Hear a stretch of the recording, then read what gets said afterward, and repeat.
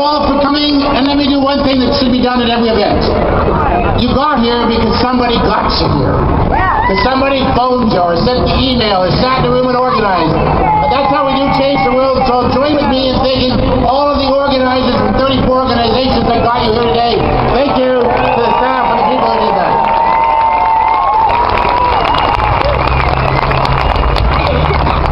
I woke up the other morning, as I do every day, and I go out and do what I shouldn't do.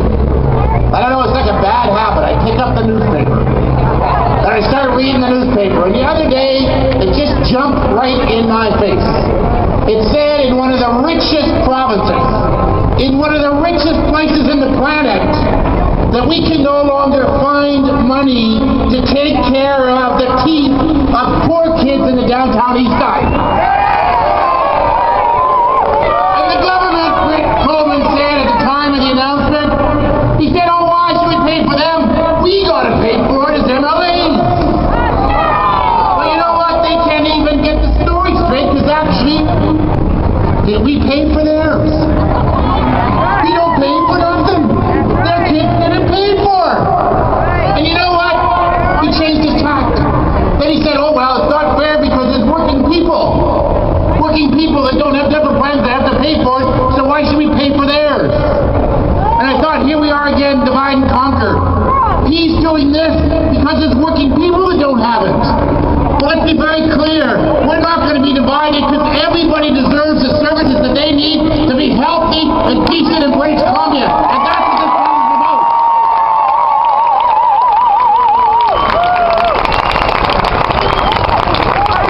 Can you imagine that those people sit in Victoria and they dream up ways about tearing down a healthcare system that treats us equally?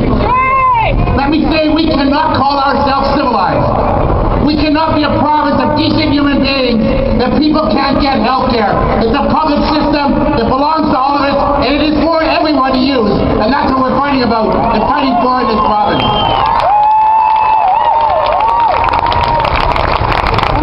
Let us also be clear, another foundation of this, you can't build a great British Columbia based on ignorance. You have to build it based on smart and wise people. And they don't just appear out of the sky. We train them. We educate them. And if you want to live in a democracy, and if you want to live in a decent place, and if you want to live in a place that has a good economy because you train people, then you need a public education system that funds properly to do it. It has to be done. Can you imagine anybody on this place and this planet saying to themselves, I'm going to fix this province, I'm going to lay off thousands of teachers. I'm going to lay off support staff workers who do the job of taking care of special needs kids. The bottom line is, we are in favor of a public education system so every person in this province can get the education they want and need to grow up and be healthy and happy. It's not complicated. That's our dream, and we can serve that dream. And I'll tell you what drives me even more crazy is when I read in the paper every day, you pick it up and it says a couple things. First of all, we're all powerless, we can't do anything. The second thing it says is we can't afford it. We can't afford to spend money on the arts so we can see ourselves expressed in our art. We can't afford to have a public education system and public health care.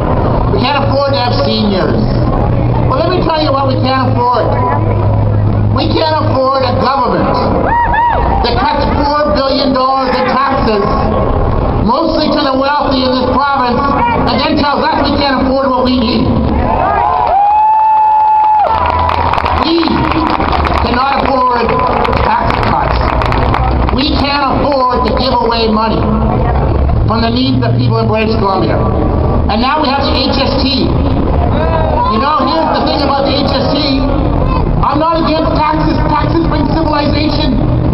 But this tax is to take money from all of our pockets and give it to corporations. It's not going to healthcare. It's not going to education. It's not going to fund the environmental protection that we need. It's not going to fund seniors' work. It's going to give grants and tax cuts to people like Ted Kaminko, who made $3 billion last year. So what unites us in this coalition from all walks of life? We want a fair taxation system that gives governments the money they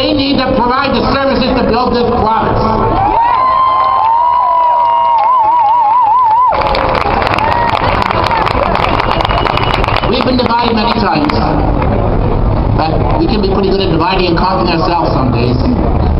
This coalition is to say we're not going to be divided. All those meetings we've had for the last 4 months that resulted in this meeting, this rally today, we sat in rooms full of people we never met before.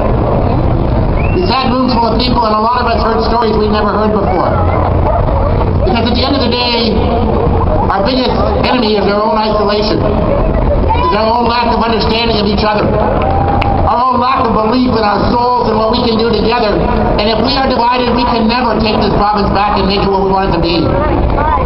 So my pledge today from the Labour movement is we'll go to those meetings with 34 other groups.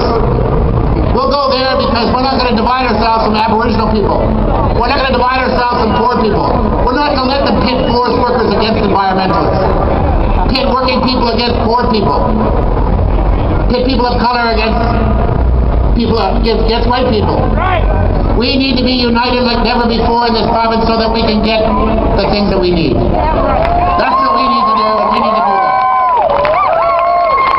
To the people who aren't here today, to the people across this province, if you love this province, if you care about this province, if you want the best for your family, if you want your neighbors to be taken care of, if you want seniors who took care of you and built this province to be taken care of, then join with us today.